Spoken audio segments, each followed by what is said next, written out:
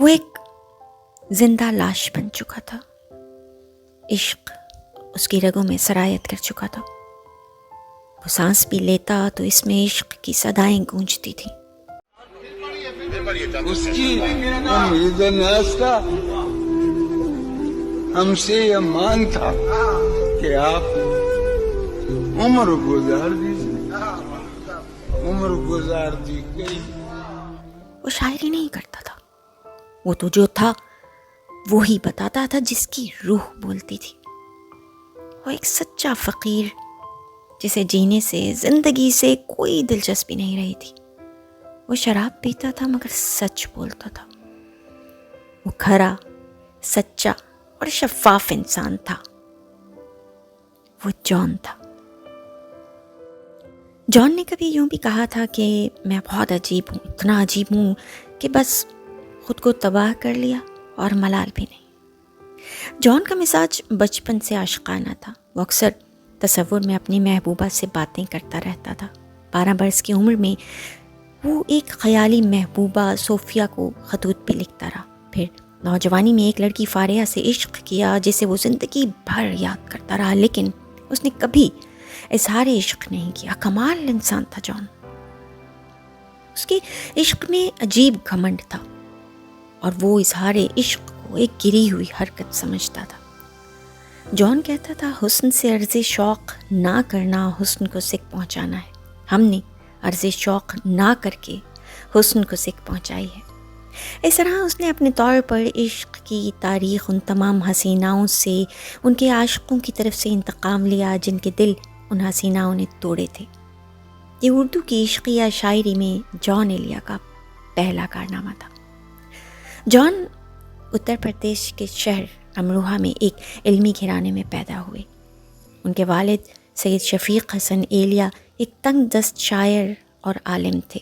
ان کے اور اپنے بارے میں جان ایلیا کا کہنا تھا، جس بیٹے کو اس کے انتہائی خیال پسند اور مثالیہ پرست باپ نے علم عملی زندگی گزارنے کا کوئی طریقہ نہ سکھایا ہو بلکہ یہ تلقین کی ہو کہ علم سب سے بڑی فضیلت ہے اور کتابیں سب سے بڑی دولت ہیں، تو وہ رائے گا نہ جاتا تو اور کیا ہوتا.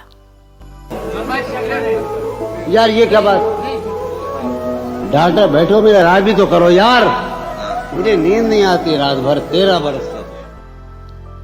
پاکستان کے نامور صحافی، ماہر نفسیات رئیس امروہی اور جنگ اخبار کے پہلے ایڈیٹر و فلسفی سید محمد تقی جان ایلیا کے بھائی تھے، جبکہ مشہور خطاط و مصور صادقین فلم ساز کمال امروہی ان کے چچا زاد بھائی تھے.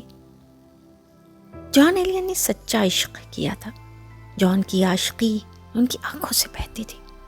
ان کی شاعری کا درد ان کے لہجے میں بھی نمایاں دکھائی دیتا تھا. وہ روتے تھے اور ہنستے ہوئے بھی روتے تھے، بولتے ہوئے بھی روتے تھے، سوتے جاگتے روتے تھے. ان کی کیفیات عجیب سرمست تھیں. میں بھی بہت عجیب ہوں، اتنا عجیب ہوں کہ کیا کہنے، میں بھی بہت عجیب ہوں، اتنا عجیب ہوں کہ بس خود کو تباہ کر لیا اور ملال بھی. کیا کہنے. جان ایک زود رنج مگر بے حد مخلص دوست، ایک شفیق اور بے تکلف استاد، اپنے خیالات میں ڈوبا ہوا راہگیر، ایک مروب کن شریک بحث، ایک مغرور فلسفی اور ایک فوراً رو دینے والا غم گسار، ناروا، حد تک خوددار اور سرکش عاشق، ہر وقت تمباکو نوشی میں مبتلا رہنے والا، خلوت پسند، انجمن ساز، بہت ہی ناتواں مگر ساری دنیا سے بیک وقت جھگڑا مول لینے والا خوگر، سارے زمانے کو اپنا محرم بنا لینے والا نامحرم، حد درجہ غیر ذمہ دار، بیمار، ایک شدید الحس نادرہ کار شاعر. یہ ہے وہ فنکار جسے جان ایلیا کہتے ہیں. ساری عقل و ہوش کی آسائشیں تم نے سانچے میں جنوں کے ڈھال دی. کر لیا تھا میں نے عہد ترکش، تم نے پھر باہیں گلے میں ڈال. کیا کہنے.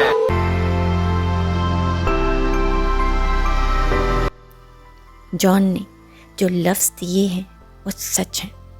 जॉन का दर्द जॉन की रूह में बोलता, उसकी आंखों से बहता था। मर चुका है दिल मगर जिंदा हूँ मैं, जहर जैसी कुछ दवाएं चाहिए।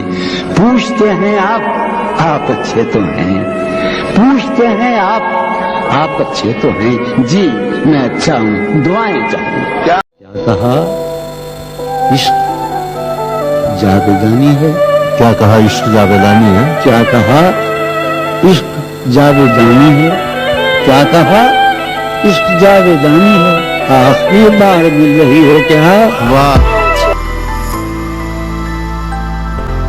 जॉन के बारे में बस इतना ही कि जॉन आज भी हम में जिंदा है। प्यारे जॉन, हम तुम्हें कभी नहीं भूलेंगे।